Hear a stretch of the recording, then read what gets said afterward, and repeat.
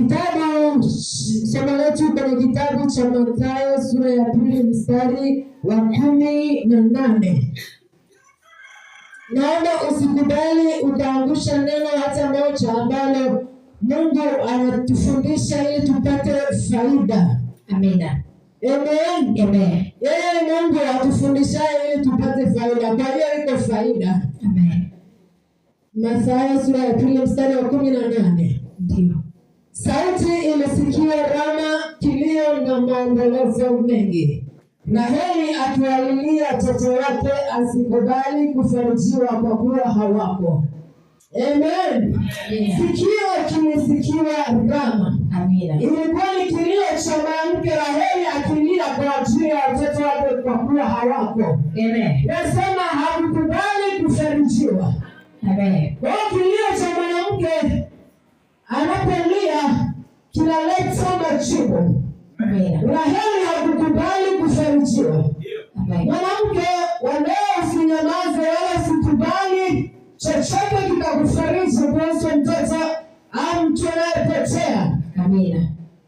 Kanisa la leo msikubali kufarijiwa na kitu chochote, si tamaa ya chochote ambacho kitanyamazisha kilio cha Bwana au kilio cha kanisa, wakati watu hawana raha kwenye maisha na Mungu hakuwaumba kwa ajili ya mateso. Sijaumba, sema sijaumba kwa ajili ya mateso. Sijaumba kwa ajili ya mateso. Mimi ni wa Bwana. Mimi ni wa Bwana. Amen. Amen. Kwa hiyo kanisa litawezaje kunyamaza kama wanaangamia na kupotea? Mungu amewaweka kwa muda kwenye bustani hii ya dunia ili kwamba watu waishi wakimtumikia Mungu na wakizaa matunda ya Mungu na hatimaye raha ya milele. Amen. Amen. Kwa hiyo ukatae jehanamu ya milele. Kuna maisha mengine baada ya haya. Amen. Amen. Kama Mungu alikuleta, kuna mahali tulitoka, tulikuwa kwa Mungu, tukaletwa hapa duniani. Kwa hiyo baadaye hapo kuna mahali tutakwenda tena. Amina. Yesu asifiwe. Amen. Amen. Amen. Amen. Amina. Kwa hiyo katika kilio cha mwanamke tukasema, kwa nini Raheli? Kwa nini mwanamke analia? Kwa nini kanisa linalia? Kwa sababu hawako. Wako wapi? Kuna vitu haviko. Kuna namna ambavyo vitu haviko sawa, na kwamba watu wao kuna mahali wameelekezwa kama hawako, sio kwamba wamekaa katika ongwe, katika utupu. Wako mahali wamewekwa ambapo ni mahali pa giza, ni mahali ambapo ni magereza yamefishwa huko, na tutaona kwamba wamenaswa katika mashimo. Amina. Na tukajifunza ya kwamba mwanadamu aliumbwa kwa kusudi la Mungu. Leo hii tutaangalia kilio cha mwanamke ambacho tutaenda katika kipengele cha kuvunja asili ya giza. Amen. Sema kuvunja asili ya giza. Kuvunja asili ya giza. Tunaposema mwanamke analia kwa kuwa hawako, kuna sababu zilizowapelekea au zilizopoteza au zinazoangamiza. Lakini pia kuna namna ya kujinasua kutoka katika maangamivu hayo, kutoka katika haya mateso, kutoka katika maeneo ambayo tumeshikiliwa. Amen. Kuvunja asili ya giza iliyogeuza hatima ya maisha au iliyopindisha hatima ya maisha. Kitabu cha Mwanzo sura ya 1 mstari wa 26. Mwanzo 1:26. Mungu akasema, na tumfanye mtu kwa mfano wetu, kwa sura yetu, wakatawale samaki wa bahari na ndege wa angani na wanyama na nchi na yote pia na kila chenye kutambaa kitambaacho juu ya nchi. Amen. Amen. Kwa Mungu alimuumba mwanadamu kwa, anasema na tumfanye kwa mfano wetu na kwa sura yetu. Sema mimi ni mfano wa Mungu. Mimi ni mfano wa Mungu. Na mimi ni sura ya Mungu. Na mimi ni sura ya Mungu. Mungu ameniumba kwa kusudi maalum. Ameniweka kutawala na kumiliki. Hilo sio bahati mbaya. Unazaliwa si kwa bahati mbaya. Amen. Maana alimwambia Yeremia katika kitabu cha Yeremia sura ya 1 mstari wa 5. Alimwambia Yeremia, nalikujua tangu tumboni mwa mama yako, nalikutakasa kuwa nabii wa mataifa. Kwa Mungu alitujua na alituumba kwa kusudi maalum. Kama mimi sikuumbwa kwa bahati mbaya. Kama hatukuumbwa kwa bahati mbaya, hatupaswi kubahatisha maisha. Amen. Hatuwezi kwenda kama vipofu na kuhangaika na hii dunia. Kama tunahangaika na kuteseka, tunajua yuko adui ambaye anataka kuzuilia ile hati na ile kusudi la Mungu ili kugeuza ile kusudi la Bwana la sisi kumiliki katika nchi na kutawala. Amen. Sasa sisi ni wamiliki na watawala katika nchi. Amina. Ni jambo hilo tu ambalo liligeuza na kufanya adui. Ni sababu ambayo ilimfanya shetani kufanya vita na sisi na wana wa Mungu, kwa sababu tuna haki zote za kumiliki na kutawala. Lakini adui akaona si vema mtu huyo akatawala. Amen. Akaona kwamba haiwezekani yeye kumiliki. Kwa hiyo akafanya vita ili kuharibu hatima ya mtu. Sema kuharibu hatima ya kwangu. Amen. Ili kuharibu hatima ya mtu, akafanya mbinu. Ibilisi, adui Mungu, shetani akaweka tabia za mtu kutokuwa. Sema kutokuwa nani? Kutokuwa mtu fulani. Kutokuwa mtu mmiliki ambaye ni mmiliki. Kutokuwa mtu ambaye labda pengine Mungu alitegemea kwamba mtu huyo anatakiwa awe tajiri, sio maskini. Amen. Lakini kwa sababu adui hataki uwe kama ambavyo Mungu ameumba, anaiharibu ile sura ya mtu halisi wa Mungu. Anaiondoa ile sura. Akisha kuiondoa, anaweka sura nyingine bandia ambayo haieleweki. Anageuza, anaweka akili ya kutokuwa. Anageuza ufahamu wa kutokuwa. Anafanya vita na mtu. Anaweka maneno ya uovu ambayo utamfanya huyo mtu asiwe tu. Sema maneno ya uovu. Maneno mbaya. Amen. Hallelujah. Huyo mtu anageuzwa, anafanywa kuwa ibilisi. Mungu atusaidie. Sasa kuna vitu vinavyogeuzwa ili kuharibu asili ya Mungu. Sema kuna vitu vinavyoharibu asili ya Mungu kwenye maisha yangu. Kuna mambo yanayoharibu asili ya Mungu. Kwa kuwa niwe hiyo thamani. Sikiliza. Kwa asili sisi ni watu wa thamani. Hatukuumbwa kwa watu duni. Kwa maana mtu ambaye ni mtu mfalme, kuhani, hastahili kuwa mtu duni, anatakiwa kuwa mtu mkuu. Hapo ulipo umebeba hatima ya watu wengi.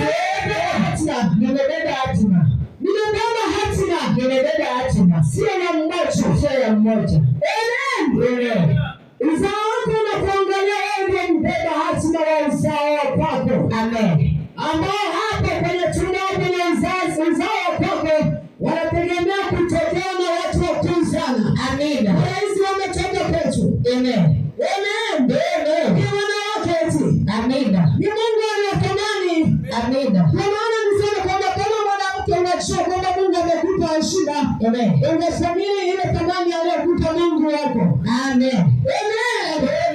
Usiuze thamani yako kwa bei rahisi. Sema sitauza kwa bei rahisi. Jambo la kwanza ambalo linaharibiwa ni akili. Amen. Shetani hutamani kugeuza akili za mtu ili asiwe mtu mwingine wa thamani. Amen. Kwa sababu akili ni uwezo wa kung'amua mambo. Akili ya mtu ikiharibiwa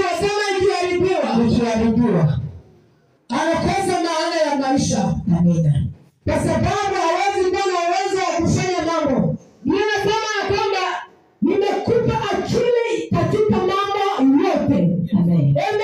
Amen. Sio kidogo, sio kwenye mambo fulani, katika mambo yote. Amen. Kwa akili yako unaweza kuona mambo makuu na kuyafanya. Amen. Haleluya. Amen. Lakini akili ya mtu ikishaharibiwa, huyo mtu hana uwezo tena wa kufanya kitu. Amen. Mungu atusaidie. Amen. Kwa maana watoto wanaibiwa akili zao. Akishaibiwa akili anachua huyo mtu thamani yake haitafika. Amen. Hatima yake itakuwa inaishia kwenye majira fulani, akifika anakuwa ni mwisho wake. Amen. Jambo lingine ni ufahamu, ambao ni uwezo wa mtu kuelewa ili atende. Sema uwezo wa kuelewa. Uwezo wa kuelewa. Amen. Amen. Na akili au ufahamu huwa una macho ya kuona. Amina. Ufahamu huwa unaona. Unajua mtu hawezi kuelewa, si ndio? Amina. Si wote tumepita shule. Ndio. Si unaweza ukapewa maswali ukaambiwa soma ufahamu alafu jibu maswali. Amen. Pale kinachopimwa ni uelewa wa mtu. Amen. Au unaweza ukapewa picha. Amen. Amen. Ukiangalia ili huo utaona. Chunguza picha ifuatayo alafu jibu maswali yanayofuata. Ukaichunguza hii picha ukaiona. Ukauliza hii picha ya ua kuna rangi ngapi? Au ukisema rangi mbili au moja, unasema huyu hana ufahamu, hajaelewa. Sasa kama usipoelewa utajua. Kwa maisha ni kuona na kuelewa kitu ndipo utende. Amina. Lakini ufahamu wa mtoto ukishanyang'anywa, yule mtu hatakuja kuelewa kitu chochote kwenye maisha wala hatajua. Amen. Ndio maana wale analia. Ndio maana mwanamke analia. Ndio maana kanisa linalia. Kwa sababu hayuko, akili yake imeshaibwa na ufahamu wake umekwisha kuondolewa, amebaki yule ambaye sio Mungu aliyemuumba. Amen. Hakuna mtu ambaye ameumbwa na Mungu amekuwa ni mtu ambaye hana akili. Hakuna mtu ambaye ameumbwa kwa kichaa. Hakuna. Amen. Amen. Amen. Ni adui amefanya vita ili kuharibu au kuua ile hatima aliyonayo. Bwana Yesu asifiwe. Amen. Amen. Amina. Lakini pia ili mtu apate ufahamu anapaswa kusikia. Sema kusikia. Kusikia. Lakini sikio la mtu likiwa limekufa likaua, hawezi kujua na hawezi kutasikia nini. Ni mtumishi gani ambaye ataenda kutumika bila kusikia? Ni mwanafunzi yupi atakayeenda bila kusikia? Mungu atusaidie. Amina. Kitu kingine ambacho kinageuzwa ni hisia, ambapo ndani ya hisia kunatoka maamuzi sahihi na pia kunakuwa na nia. Amen. Hisia ikishakufa, sema ikifa, kuna hatari ya kupotea kwa hatima yako. Kuna hatari ya kufa kwa hatima yako. Amen. Hakuna mtu ambaye amezaliwa bila malengo. Sema hakuna. Sema hakuna. Sema hakuna. Usikubali. Hata sasa ninaona pengine adui ataka kukuachia, lazima utaachiwa. Amina. Amen. Kwa hiyo mtu hana hisia ile ya kuogopa mabaya. Bila nasema kwamba mtu asiye na maono hawezi kujizuia. Upotea njia. Sema apotea njia. Sasa kama mtu hana hisia ya kuona na hawezi kuona wala apashtuke, yeye kupotea ni rahisi kwa sababu hisia yake haiongozi. Amina. Hawezi kuogopa. Hawezi kusema kwamba ngoja nini na nini nimeuka na Mungu. Kwenye hisia au kwenye nia yake hakuna mambo ya Mungu, hakuna mambo ya maisha, hakuna mambo yoyote yale. Amen. Nataka niweze kwenda haraka. Amina. Haya ni mambo yanayogeuzwa. Haya mambo yakipotea kwa mtu, sema yakitokea kwa mtu, hatima ya mtu inakuwa iko kwenye hatari ya kufa. Au ya kupotea kabisa. Mtu huyo anabaki kama mtu ambaye hana maana kabisa, na thamani yake inakuwa imekwisha, maana sura ya Mungu ile halisi inakuwa haipo. Lakini pamoja na hayo kuna mambo yanayoua hatima. Sema mambo yanayoua hatima. Hebu simama kidogo. Sema kuna jambo linaweza kuua hatima yangu. Je, nitalijua? Usipolijua utatoka mahali upo. Amen. Hebu fanya hivi. Alafu inua mikono yako. Roho Mtakatifu naomba ufungue macho ya watu hawa ili waweze kujua mambo yanayoua hatima zao. Roho Mtakatifu naomba ukumkumbushe mwanamke huyu, ukaoneshe kile kitu kilichoua maisha yake. Ukaoneshe mahali ambapo alipoteza uhusiano wake wa ndoa. Ukaoneshe mahali ambapo alipoteza mume wake. Ukaoneshe mahali ambapo alipoteza kitu chake cha thamani. Ukamkumbushe siku ile ni siku gani alipoteza karama yake. Roho Mtakatifu fungua macho ya mwanamke huyu. Jiachie, tulienda za Mungu, jiachie. Kwa nini uko hivyo? Nataka Roho Mtakatifu akukumbushe mahali gani watoto wako wameteswa, walikoshikiliwa. Na yale wengine kasema wako wapi, hawako, hakukubali kufarijiwa. Roho Mtakatifu naomba achilia nuru. Ninatuma nuru ya kuelewa. Natuma nuru kwenye moyo wake. Natuma nuru ya kuelewa. Naondoa ile uzito, yale mawe yaliyotumwa kwenye moyo wa kutoelewa. Mawe haya ninayavuruga na yapasua kwa jina la Yesu. Jiwe lililotupwa kwenye moyo wako naling'oa kwa jina la Yesu. Pepo unaozuia mwanamke asielewe. Pepo la uzito unaozuia asipokee muujiza wake. Naondoka kwa jina la Yesu. Roho Mtakatifu achilia wingu la moto. Ile nuru ikapita wapate kuelewa katika jina la Yesu. Kuna mahali Roho Mtakatifu kitu anakukumbusha. Naomba uketi kwenye uwepo wa Mungu. Jambo ambalo linaua hatima mojawapo ni maagano ya asili. Sema maagano ya asili. Maagano ya asili. Kwa sababu Roho Mtakatifu ametusaidia kutuwezesha kukumbuka. Anakupeleka na kukuonyesha kwamba kuna agano la asili ambalo umewahi kulifanya. Na hili ni neno la kinabii kwako. Kwamba kumbuka lile agano ambalo uliingia la kiukoo na uliingia la kifamilia. Wakati ule ambapo ulibeba mimba. Wakati ule ambapo ulizaa mtoto ulipojifungua. Kuna agano ilifanyika kwa ibada ya tambiko. Amina. Walipofanya ile ibada, ukatoa kitabu cha mtoto wako. Ulipotoa kile kitabu cha mtoto, kiliwekwa wapi? Wakasema kwamba wewe ni fulani, wakaweka na mgomba pale, wakaotesha.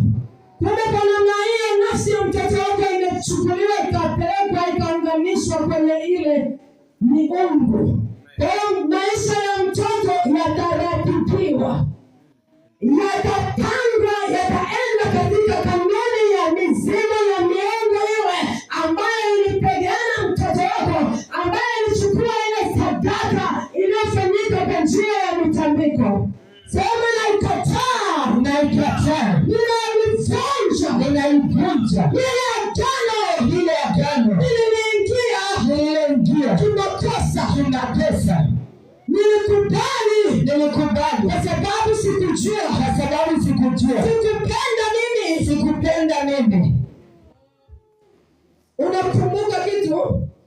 Kuna kitu ambacho kilifanyika. Kuna kitu walifanya wazee wako siku unazaliwa. Wakafanya. Ile agano linaua sana hatima ya watu. Sikiliza nikwambie. Mungu ana nguvu sana kuliko unavyofikiria. Akaomba ukaweka kwenye tumbo la mwanamke. Baada ya kuweka kwenye tumbo la mwanamke, wewe ukatumikia miungu. Inafaa? Sema haifai. Labda kama utatokana na Mungu. Kama ukitokana na Mungu kama ninavyoamini Mungu, hakika maisha ya kweli katika mambo mawili.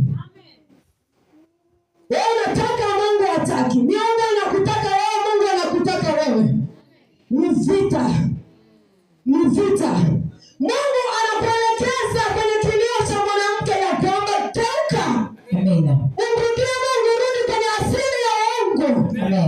Asili ya Mungu ndio inayokupa pesa. Amina. Acha tena kuamini miungu kwamba ndio upate utajiri. Amen. Hawezi kutajirika kwa sababu naye huyo mganga ambaye anatamani kutajirisha ni kwamba anaiba nyota ya mtu aliyewekewa na Mungu. Akisha iba ile nyota ya Mungu ndio anapeana na yeye kishawi. Alafu haidumu. Unaweza kumfanya watu wamefanya kwa vichao, wamechukuliwa misukuni ili wengine wao matajiri. Ndio. Kwa hiyo nafanya Mungu ni Mungu mwenye wivu na Mungu anachukia sana. Amen. Amen. Amen. Kwa magana yanaua hatima ya watu. Amen. Kwa sababu hatima ya mtu anaye Mungu aliye hai ambaye amekuumba. Sema anaye Mungu. Anaye Mungu. Sio miungu. Sio miungu. Mizimu haina hatima ya kwangu. Amen. Haina kabisa. Amen. Kabisa. Amen. Mila na desturi zisizofaa sina kabisa. Amen. Amen. Kwa hiyo lazima kuyavunja hayo magano na asili yake. Amen. Lakini baada ya kuyavunja kama mwanamke au kama kanisa, unastahili kukemea matendo kama hayo. Mwambie umechinja mwili halina halifai. Mwanamke mmoja kule mahali naishi, mama wake alimdai kitovu cha mtoto. Akamwambia, umezaa mtoto, niletee kitovu cha mtoto. Akasema mimi sijui kwa nini nilete, lakini kimepotea. Akasema watoto wangu watapata matatizo. Lakini yule mwanamke alijua kwamba watoto wangu hawawezi kupata matatizo, lakini wanaendelea, wanasambaa. Mungu amewastawisha. Amina. Amen. Amen. Usikae gizani Bwana. Amina. Ile wakati wa nuru ya Bwana. Amen. Amen. Amen. Lakini mambo mengine, jambo la pili ambalo linaua hasima ni udunia. Sema udunia. Au kufuatisha namna ya dunia. Sema namna ya dunia. Namna ya dunia. Hizo namna za dunia ziko kwa aina mbalimbali, na siku hizi kadri siku zinavyoendelea kuna mambo mengi yanaendelea. Hayo mambo usipojua utaua hatima ya mtoto wako. Amen. Unajua ni kwa sababu gani? Baada ya mtu kupata mtoto, badala ya kumpa Mungu au ampeleke kwa Mungu yule mtoto abarikiwe, mtoto akishazaliwa leo, akili ya dunia inamwambia hivi, mtoto wako amezaliwa, kuna siku ya kutolewa kwa mtoto. Wengine wanafanya siku ya 40, mtoto akishazaliwa, baada ya siku ya 40 wanaweka sherehe, wanamtoa mtoto. Sasa kinachofanyika kwenye hizo sherehe za kumtoa mtoto, sema za kumtoa mtoto, ni mambo ya ajabu. Mtoto ndio kweli ni mchanga, hana kitu chochote, anapokea vitu vingi kutoka kwa dunia. Kwa chochote anachokisikia mtoto anapokea. Mungu atusaidie. Wakimtoa wameweka muziki, wameweka mambo mengi ya kila aina. Mtoto wako atakuwa namna gani? Sema atakuwa namna gani? Atakuwa namna gani? Ndio akienda kwenye madanguro, akienda kwenye kumbi za disco, utamlaumu nani? Wewe ndio siku ulimtoa, ulimkabidhi kwa mashetani. Si ulimkabidhi ukamfundisha akiwa mchana, ukimfundisha ajifunze disco. Unaona mpaka leo watu, hata mtu ameokoka, lakini kwenye maisha yake, hisia zake, haogopi kuangalia movie za kijinga, haogopi kuangalia movie zile za vibaya ambazo akiangalia ile roho inakuingia. Unajua ukiangalia movie zile wanasema sijui za ex, sijui za gani, zinaonyesha mambo mabaya, zinaonyesha jinsi watu wanavyofanya. Kuna roho inakuingia, alafu baadaye unakuta una mapepo mahaba bila kujua. Amen. Uwe makini sana. Amen. Hatima yako utauawa. Amen. Kwa sababu wengi wamejikuta leo wanaota ndoto, wanafanya uzinzi kwenye ndoto. Ni kwa sababu ya movie unazoangalia. Usifuatishe namna ya dunia hii. Amen. Hatima yako itakufa, wewe sio wa hivyo. Amen. Amen. Amen. Dunia inaua sana. Haya mambo yanaharibu, yanakuharibia maisha. Na pepo yameshika vijana wote kwa sababu ya kuangalia video za namna hiyo. Sema nakataa. Nakataa. Yesu nisaidie. Yesu nisaidie. Jizuie wewe na jizuie na mtoto wako na mambo kama hayo. Kwa nini mtu umeokoka huwezi kulisoma neno la Mungu, lakini umeweka nyimbo za dunia, muziki inapigwa? Kabisa, mtu umeokoka utasikia nyimbo kwenye simu yako Bwana Yesu. Ni kitu gani hiki Mungu? Pengine hisia ya Mungu imekufa bado. Yesu atusaidie. Amen. Mungu atusaidie. Amina. Amen. Amen. Lazima tushinde dunia na mambo yaliyo katika dunia hii. Amina. Sisi ni wa Mungu Bwana. Amen. Ni kweli mtoto umebarikiwa, lakini wewe ubarikiwe jinsi unavyofanya.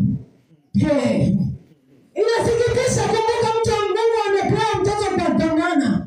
Wakanana alafu wewe unaitia muziki ya dunia. Watu wanachezani mbalimbali na mtoa mtoto eti kidana. Wewe unambariki mtoto unambariki ili aweze kumteka kwa mashetani. Tena unakataa. Nakataa. Haifai kabisa. Amina. Kimbariki mtoto mbariki kwa njia za kimungu. Amina. Amen. Sichanganye mambo ya Mungu na mambo ya dunia. Amina. Amina. Sema Bwana Yesu. Bwana Yesu. Naomba unisamehe. Naomba unisamehe. Kwa sababu kuna mambo nimefanya. Kuna mambo nimefanya. Kama mwanamke. Kama mwanamke. Kama mzazi. Kama mzazi. Wameua. Hatima ya mtoto wangu. Najua kuelewi keti. Kuna siku utakuja kuelewa pale ambapo utaona mtoto wako amekuwa mtoto wa tofauti wa ovyo sana. Lakini umechangia katika kumharibu. Bwana atusaidie. Amen. Amen. Amen. Lazima tuangalie hizo sherehe tunazowafanyia watoto wetu. Unamfanyia siku ya birthday, angalia kwenye hizo sherehe. Angalia mambo gani yanayofanyika. Mungu atusaidie. Amen. Nimejifunza siku ya mtoto wangu ya kuzaliwa, cha kwanza nafanya namtolea sadaka ya shukrani. Amina. Na inua na huisha ile agano la kumweka mtoto wakfu. Amen. Siku anapozaliwa mtoto wangu namweka wakfu. Amina. Kwa sadaka. Kwa sababu Biblia inasema kwamba aliyewekwa wakfu kwa Bwana ni kitakatifu sana kwa Bwana wala hakitakombolewa. Amen. Kama wewe umewekwa wakfu kwa mizimu, unafikiri utakuwa wa nani? Na kawaida za mizimu, unao miungu inapenda pombe. Sasa wewe unasema mtoto wangu amekuwa mlevi wakati alishapewa kwenye miungu kama hiyo, utakuaje sasa? Bwana Yesu atusaidie. Amina. Amen. Lakini jambo lingine ambalo linaharibu hatima ya watoto ni malezi au mazingira tunayolelea watoto. Lazima wazazi tuangalie mazingira ya ulezi wa watoto. Onyesha mazingira ambayo ni salama kwa watoto. Usionyeshe mazingira ambayo yanahatarisha maisha ya watoto. Wakati mwingine tunaweza kuwa wakali sana, mtoto anatuogopa. Hata mtoto akitendewa vibaya hawezi kuogopa. Jana kuna mtu alikuwa ananiambia, nilikuwa nawafundisha watoto wangu neno la Mungu kirafiki. Hebu nieleze mwanangu, unaweza kushika huu mstari? Ndio naweza mama. Mtoto akajifunza, baadaye akafuata mama akamwambia, mama, unajua mimi watoto fulani walinilazimisha kufanya tabia mbaya. Hivyo angeweza kumsaidia huyo mtoto. Tengeneza mazingira rafiki ya kumlea mtoto. Amen. Saidia wakati mwingine, jifunza mtoto anapolala usiku anafanyaje? Anaota ndoto gani? Anapitia mazingira gani ili uweze kumsaidia. Na kupa akili kwa sababu wewe ni mwanamke ambaye unatakiwa kulia kwa ajili ya kizazi cha leo na kingine pia. Amen. Kwa sababu wewe ni kanisa, unatakiwa kujua. Amen. Amen. Bwana Yesu atusaidie. Amina. Lakini jambo lingine ambalo linaharibu na kuua hatima ya watoto ni mafarakano katika familia. Wazazi wanapokuwa wakifarakana, watoto wanasambaratishwa na hatima inauawa. Sio tu watoto, unajua kila kitu kina hatima yake. Nikisema hatima inamaanisha mwisho wa jambo, mwisho bora wa jambo. Amen. Hata ndoa ina hatima yake. Amina. Wale watu wanapofarakana katika ndoa, ile hatima inauawa, inakufa. Ina maana ndoa yenu haitafika mahali. Ikishakuwa hivyo ni magomvi. Bado wakati huo sasa hamwezi kuwa wa Mungu tena, maana katika mafarakano hakuna amani. Biblia inasema mjue sana Mungu ili uwe na amani. Ndivyo mema yatakavyokuchia. Sema yatakavyokuchia. Kwa maana nakwambia hatima inakufa kwa wakishafarakana. Hakuna amani katika ndoa, hakuna maelewano, hakuna nini? Hakuna mafanikio ya kwenu pamoja na ya watoto. Jambo hili lina msingi sana. Sema kwa jina la Yesu. Kwa jina la Yesu. Ninakataa. Wewe uliotupwa. Unasarakamisha. Dawa ya kwangu. Kwa jina la Yesu. Nairudisha. Hatima. Ndoa yangu. Kwa jina la Yesu. Kwa damu ya Yesu. Amen. Hatima, mambo haya yanapotokea, hatima ikipindishwa, sema ikipindishwa, ikigeuzwa, sema nafsi yangu, ikigeuzwa, kutoka kwenye uhalisi, kuna kwenye kutokuwa uhalisia. Yaani kuvaa sura bandia, sema sura bandia. Unajua kuna mtu anaweza akachafuliwa sura yake. Ikawa nyingine kabisa, watu wakiona wanaona hii sura ni ya kinyago. Huyu mbona kama walisema kama ni mtu au ni nani hii? Ni mtu gani huyu? Wanaona sura imechafuka. Lakini kumbe hatima ikigeuzwa kuna mahali na inawekwa. Sema kuna mahali inaelekezwa. Ni wapi hapo? Yesu asifiwe. Muulize mwenzako, mwambie unajua. Roho Mtakatifu akusaidie. Amina. Kwa sababu naona ushindani ule mkubwa unaokuzuia ili usijue. Lakini malaika anayeleta majibu yuko hapa.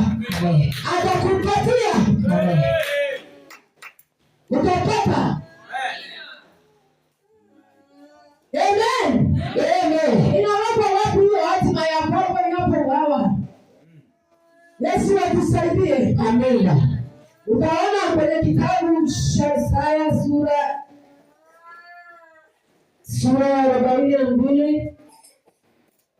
42 mstari wa 22. Lakini watu hawa ni watu walioibiwa na kutekwa, wote wamenaswa katika mashimo, wamefichwa katika magereza, wamekuwa mawindo, wala hapana aokoaye, wamekuwa mateka, wala hapana asemaye rudisha. Yesu asifiwe. Amen. Nimekuuliza katika kitabu inaenda wapi? Sema inanaswa kwenye mashimo. Inawekwa kwenye magereza. Mwanzoni nilikwambia hivi, Shetani anakuwinda, anachowinda sio biashara yako. Anachowinda ni roho yako. Sema cha kwanza ni roho yangu. Ili uende jehanamu. Cha pili ni ile hatima ya kwako ya kumiliki na kutawala katika nchi. Wewe ukageuza ukawa maskini, ukageuza wewe mtu wa mahangaiko na mazingira yanatengenezwa. Na kuambia kwamba hiyo vita ya biashara yako sio vita ya biashara, ni vita ya hatima ya kwako. Amina. Amen. Wamenaswa katika mashimo. Nataka ujue shimo ni kitu gani? Shimo ni mahali ambapo mtu anaweza akanaswa, akazama na kufichwa. Yaani kifupi ni mahali ambapo mtu anaweza akafichwa. Amen. Kwa hiyo mashimo yako mengi. Shimo linaweza kuwa mtu, sema mtu anaweza kuwa shimo. Akameza hatima yangu. Amen. Amina. Lakini vitu vinaweza kuwa shimo vikameza hatima. Amen. Katika kitabu cha Mithali sura ya 23:27. Mithali 23:27 anasema kahaba ni shimo refu. Ndio maana nakwambia mtu anaweza kuwa ni shimo. Sema mtu anaweza kuwa shimo. Kahaba ni shimo refu. Sema ni shimo refu. Amen. Waliomezwa na makahaba ndoa zao zimekufa. Kama ndoa ya mtu ilikufa, kuna kahaba amewinda ndoa yako akaua. Akameza mume wako huko hatoki. Mpaka apate mtu wa kulia, apate mtu atakaye mnasua ili aweze kutoka. Sema wakimnasua. Wakumnasua. Ulimi ni shimo refu. Sema ni shimo refu. Ni shimo refu. Linaloweza kumshika mtu. Linaloweza kumshika. Linaloweza kushika. Linaloweza kushika. Hatima ya mtu. Hatima ya mtu. Nikaua. Ni uongo. Hata magonjwa ni shimo refu. Amen. Haya mazingira yako unayopitia ni shimo refu. Amen. Mungu atusaidie. Amen. Haleluya. Amen. Amen. Sema nakataa. Nakataa. Kila shimo. Kila shimo. Nililonimeza. Nililonimeza. Kwa damu ya Yesu. Kwa damu ya Yesu. Ile hatima yangu. Ile hatima yangu. Iliyofichwa. Iliyofichwa. Kwenye mashimo. Kwenye mashimo. Kwenye magereza. Kwenye magereza. Kwa jina la Yesu. Kwa jina la Yesu. Ninanasua. Ninanasua. Kwa jina la Yesu. Kwa jina la Yesu. Kwa sababu ya muda wetu, ninaweza kusema kwamba unaweza ukazuia mazingira au ukarudisha hatima yako. Kitabu cha Ayubu sura ya 33 mstari wa 30. Anasema ili kurudisha roho yake ilitoke shimoni, ili atiwe mwanga kwa mwanga wa ulio hai. Amen. Amen. Haleluya. Amen. Unaweza kutoa Ayubu 23:28. Unaweza kuikamua nafsi yako isiende shimoni. Kwa sababu kuna nafsi ambazo zinaelekea kwenye mashimo. Kuna ambao watakiwa kutolewa kwenye mashimo. Hawapo. Ndoa zimemezwa hazipo. Kuna magereza yaliyoficha ambazo zimeficha sura ile ya Mungu haipo. Mungu atusaidie. Lazima kuziokoa. Amen. Amen. Amen. Amen. Amen. Simama mahali ulipo. Nataka neno lako. Roho Mtakatifu. Roho Mtakatifu. Roho Mtakatifu. Roho Mtakatifu. Naomba unisaidie. Naomba unisaidie. Sema Yesu. Yesu. Usinyamaze, ndio kilio kimeanza saa hii. Mungu anataka kuona ule uchungu ili utoke mahali. Mtu alipokuwa shimoni alipiga kelele anasema Yesu niokoe. Petro alipokuwa anazama kwenye maji, nguvu ya maji ilimzidi Petro, akaita akasema Yesu, kwa nini wewe unanyamaza? Kwa maana unazama.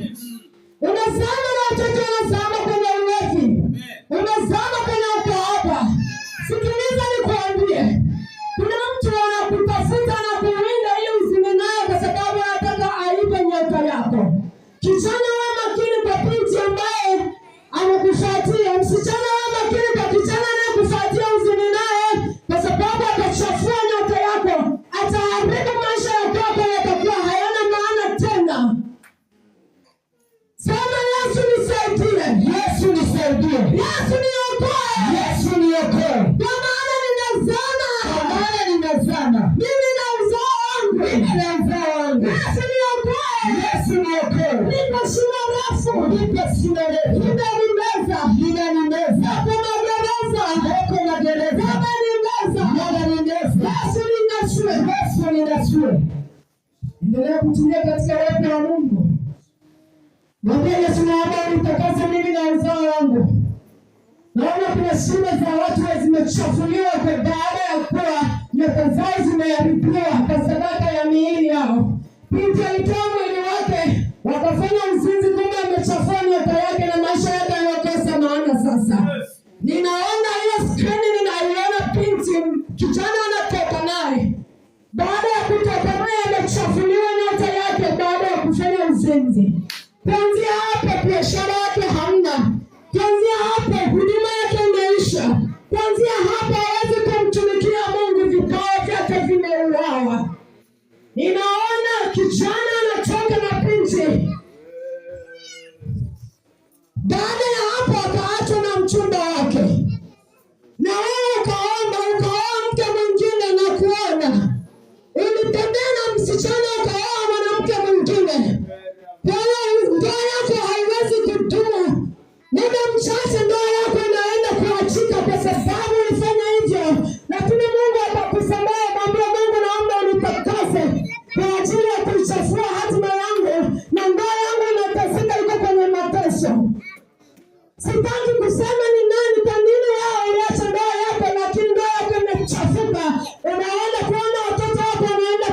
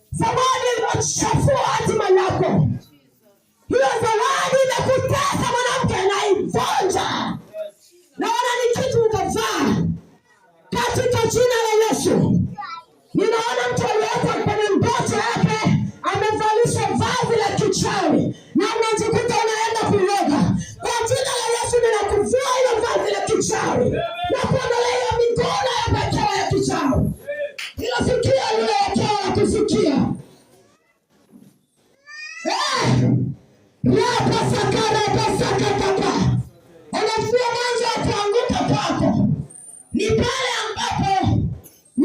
ambapo kuna kitu kilichofanyika. Asili ya kuanguka kwako unaijua. Roho Mtakatifu naenda kwenye hiyo asili iliyoharibu maisha yake, naenda kwenye hiyo asili iliyomfuata. Binti huyu unampatanisha na ndoa yake, nampatanisha na mume wake katika jina la Yesu. Paka na mtengo huyu mwanaume na mwanamke malaya na mwanamke kahaba. Yes. Na mtengo mume wake atamfuata tena. Yes. Achia hatima yake. Yes. Achia hatima yake. Yes. Achia kwa jina la Yesu. In the name of Jesus. Yes. Kuanzia leo. Yes. Na mfuta huyo mwanamke na aribu ya njia ile tumia. In the name of Jesus. Haya mapito ya giza kwenye ndoa yake na yafuta. Yes. Haya mapito ya giza kwenye ndoa yake na yafuta. Katika jina la Jesus. futika. Rapakate labadas. Mchawi uliowekewa akamfuatia. Ramate. Na wewe sema kufa. Kufa. Kwa jina la Yesu. Kwa jina la Yesu. Roho ya kichawi. Kwenye ndoa. Zuia. Kwenye familia. Zuia. Kwa jina la Yesu. Kwa jina la Yesu. Kwa damu ya Yesu. Kwa damu ya Yesu. Zilizotupwa. Kwa jina la Yesu. Nazivunja. Kwa jina la Yesu. Kwa damu ya Yesu. Nakataa. Yale maagano yanayofanyika kwenye maisha yanayofanya kwenye ukoo wangu, wakaniingiza kwenye mateso, kuua hatima ya kwangu, miguu ya kwangu. Sakata barabara. Vunja ile agano. Repaka barabara seteli.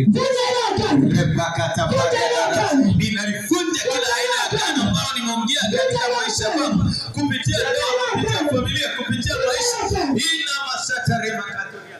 Selekete balada masiteli baria. Selekete masarera bal. Selekete peladita na masateli. Endelea kuomba sasa. Funja ile agano ambalo unajua umeingia. Yako mambo nabii ameyazungumza. Yale mambo unayajua, mengine umeyajua katika ndoto. Pengine umeambiwa ile ni zawadi, alitokea akasogea mbele yako. Ni neno lilo halisi kwa ajili yako, neno la kinabii. Shughulika nalo. Huyo mchana haribu ndoa yako. Huyo mume anayetoka na mtu mwingine. Yule kijana na binti uliyokutana na mtu mwingine akaharibu nyota ya kwako. Tangu saa hiyo ushiki pesa tena. Tangu saa hiyo mambo yako yanaharibika. Rapasata kapata. Rapalada baseta kaparia. Zepeladika taramande. Zelekata prehenda lema. Selepalada baseti yende. Shughulika na yeye. Shughulika na yeye. Maanisha shughulika naye. Shughulika naye. Pigana na hiyo roho. Pigana na hiyo mamlaka. Shindana na hiyo nguvu. Pambanua sasa. Piga kwa jina la Yesu. Shindana nayo kwa jina la Bwana. Mungu akusaidie. Wala usiogope. Pigana kwa jina la Yesu. Pigana kwa jina la Yesu. Huyu uliyekutana naye na hajui wala hakuelewa, ama wewe kujua ama yeye hakujua, lakini nyota yako ilipotea, lakini hatima yako iliangamia, lakini jambo lako moja lilipotea. Pigana naye kwa jina la Yesu. Ondoa kila uchafu ndani yako. Ondoa kila uchafu ambao waliuweka. Ondoa kila maagano walioyaweka. Ondoa kwa damu ya mwana kondoo. Mwambie Bwana, ninafuta haya maagano. Ninafuta haya maagano kwenye kifua changu, kwenye mwili wangu, kwenye nafsi ya kwangu, kwa damu ya mwana kondoo. Bwana, ninaondoa sasa, naondoa sasa, naondoa sasa. Ondoa kwa damu ya mwana kondoo kwenye mikono ya kwako. Ondoa kwenye mwili wa kwako. Ondoa kwenye miguu ya kwako. Ondoa kwa jina la Yesu. Vunja haya maagano.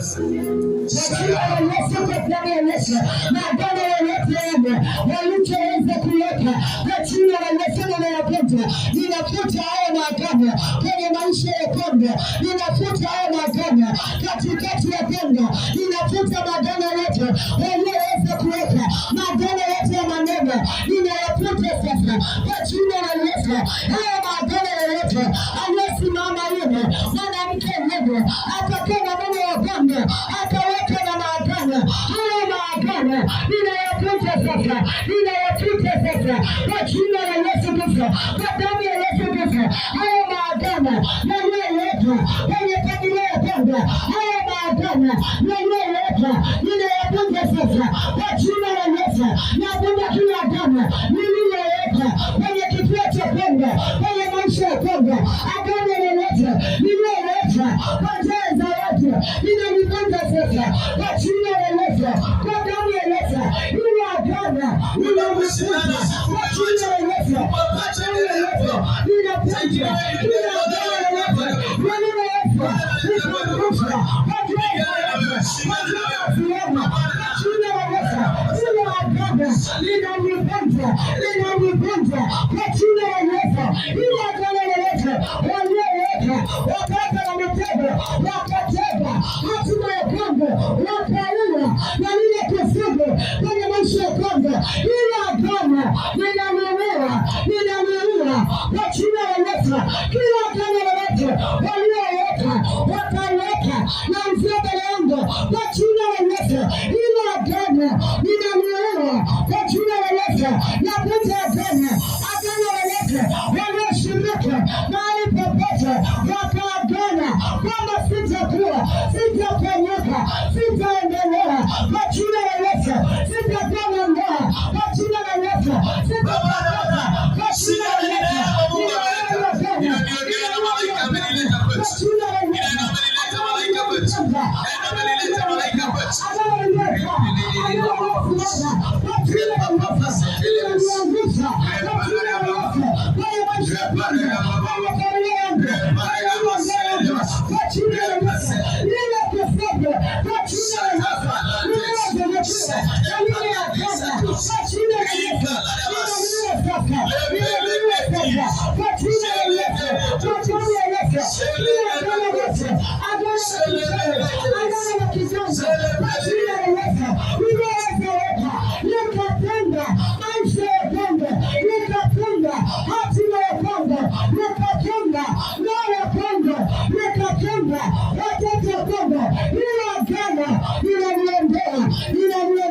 Ninalivunja kwa jina la Yesu, ninalivunja nilipo kwenye macho ya Kongo, katika jina la Yesu. Kuna watu aina mbili, kuna watu hatima zetu zimeharibiwa na maneno. Niko naomba hapa, nasikia sauti inayoniambia kuna mtu analia, anasema hatima yangu imeharibiwa na maneno. Yaani kuna watu wananenea mabaya, na watu wanasema, wanaongea, wananena mabaya, kwamba ni baba yako, kwamba ni mama yako, au ni mchungaji wako. Watu kama hawa aina hizi tatu, watu aina tatu: baba na mama, wazazi, lakini wazazi wa kiroho. Lakini kuna mtu ambaye uliingiliana na mtu katika mahusiano, yule alikuwa ni mwenye ndoa, wewe haukuwa mwenye ndoa, so ukaingiliana naye. Kwa sababu hiyo, yule mwanamke akalia machozi, akanena maneno, yale maneno yamekufuata na yanaharibu hatima ya kwako. Hayaishi kwako, yanaenda kuharibu hatima ya watoto wako, yanasafiri kwenda kwa watoto. Natamani sasa tukiomba haya maombi, maanisha umwambie Bwana, ninafuta haya maneno, whether ni mwanaume ama ni mwanamke. Lakini unajua Mungu ataenda kushughulika na hilo jambo. Tafuta. Sema Bwana Yesu, ile damu ya msalaba ilitosha kubadilisha kila kitu na kufuta maneno yote, na lile neno lililolituma lilitosha kufuta maneno mengine niliyonenewa. Bwana, nimekubali, nilikosea wazazi wangu, nilikosea wazazi wangu wa kiroho, nilikosea nilipokutana na mtu mwingine, nikaharibu ndoa ya watu. Ila leo nimekuja kwako, naomba unisamehe, naomba unirehemu, na damu yako inisafishe, initakase, inifanye upya. Bwana, mchana wa leo, yale maneno yenye haki haki kufuatilia maisha yangu, naomba leo yafutwe na ile damu inayonena mema, ikanene mema juu ya maisha yangu katika damu ya Yesu. Yawe maneno ulikuwa na haki, lakini Mungu amenisamehe, na kwa sababu hiyo ondoka juu yangu madai yako, juu ya hatima yangu, juu ya ndoa yangu, juu ya watoto wangu, juu ya maisha yangu, nayafuta. Manuizi futika sasa kwa damu ya Yesu. Hayo maneno ninayafuta kwa damu ya Yesu. Anza kuyafuta haya maneno kwa damu ya Yesu. Nafuta haya maneno ndani ya mpatanisha na maagano yanayoelewa hatima ya kwangu. Haya maneno yakafutike Bwana, yasinifuate Mungu. Haya kilio yanayofanya maisha yangu. Hizi kilio zinazofanya maisha yangu kitaleta laana. Lazima naomba unifutie hii hatia. Lazima nakuomba uniondolee hii hatia. Na niondolee hatia ya kilio cha maneno.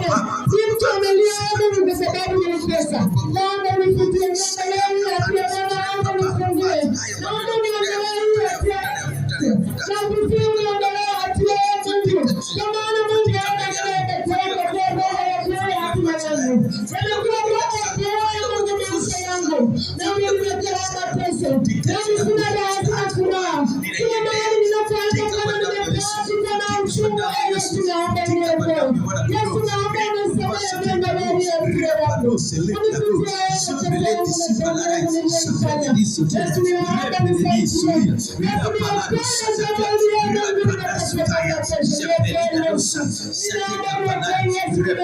Yesu, niokoe lakini Mungu wa rehema amenisamehe. Nami nafuta maneno yako, nafuta kauli zako, nafuta maneno yako, nafuta matamko yako uliyatamka juu ya ile madhabahu, uliyatamka juu ya kafara yako, na ile sadaka uliyotoa ukasema nipitie atende mabaya. Kama alivyoniumiza aniumize na yeye, kama alivyoniumiza aumize na yeye. Bwana, yale maneno yalikuwa na haki, lakini sasa mchana wa leo nayafuta kwa damu ya mwana kondoo, nayafuta kwa damu ya Yesu Kristo, nayafuta juu ya watoto wako. Maana wao wamekuja mbele zako watakase, maana wamekuja mbele zako wasafishe, wamekuja mbele zako ili Mungu afanye upya. Fanya upya maisha yako, fanya upya maisha yako, fanya upya Bwana, fanya upya kwa damu ya Yesu, fanya upya Bwana. Haki ya Mungu isiyo na nguvu juu yake, fanya upya katika jina la Yesu. Fanya upya moyo wake, fanya upya hatima yake, fanya upya njia zake, fanya upya mwelekeo wake, fanya upya mwelekeo wake, fanya upya kwa damu ya mwana kondoo. Ni kweli wanaongea, ni kweli wanasema, ni kweli wananena, lakini wewe Mungu,